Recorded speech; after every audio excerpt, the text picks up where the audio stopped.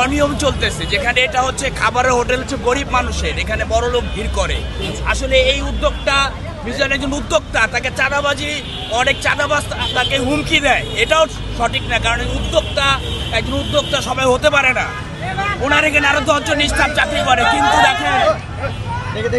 কিন্তু দেখেন এখানে মিজানকে যারা চাঁদা যাচ্ছেন, ক্ষমতা থাকলে আসেন, খেলা হবে। আর অবশ্যই হিংসা করা যাবে না, কারণ একটা জিনিস বেশি দিন ভাইরাল থাকে না।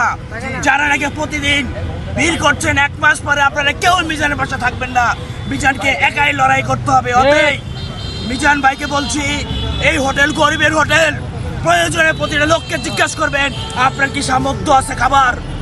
সামর্থ্য থাকলে বড় হোটেলে যেখানে, এই হোটেলে আপনার এলাও না। গরিব মানুষ এই হোটেলে খাবে যারা 100 টাকা দিয়ে গরুর মাংস খেতে চায়। এটাই বলতে এসেছি আমি। তাহলে মিশা কি আসলে বড় লোক না গরিব? আমি গরিব মানুষ। খালি না কেন? আমি গরিবের মিশা। গরিবের মিশা ভাই, ও গরিবের মিশা ভাই।